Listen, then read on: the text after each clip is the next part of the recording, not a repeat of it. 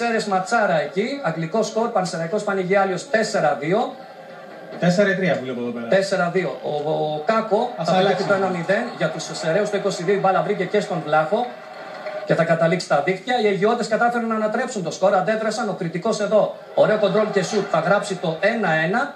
Ο ίδιος παίκτης εδώ, δείτε τι κάνει ο τερματοφύλακας, ο Μέλκας. Χάνει την μπάλα από τα χέρια του, κοιτάξτε εδώ. Ανέπιστα, δέχεται την μπάλα Και εκεί που άλλο ο παίκτης σου λέει όχι. Προσεχόταν ο δεν μου έρχεται η ευκαιρία. Δεν το πίστευε ο ίδιος. Δεύτερο γκολ λοιπόν από το κριτικό προβάδισμα για την ομάδα του Αιγείου. Όμως και πάλι ανατροπή στο μάτς, καθώς θα δούμε τον Τζιμίκα με ωραίο κοντρόλ και σουτ να γράφει το 2-2 για τον Πανσεραϊκό στο 67. Και ο Κανούλας εδώ θα σουτάρει, θα κάνει το 3-2 στο 74 από δημιουργό σκόρερ ο Κανούλας. Προβάδισμα για τον Πανσεραϊκό. Ανυπομονούμε για ποστάρισμα από τους ανθρώπους του Facebook του Πανσεραϊκού, έτσι, ανυπομονούμε. Έτσι, στο 79 θα δούμε τον Βοσκόπουλο με ωραίο ψιλοκρεμαστό σουτ να γράφει αυτό το τελικό 4-2 για τον Πανσεραϊκό. Κοντά στις πρώτες θέσεις η ομάδα του Παναγιώτη Βιλμπέρη.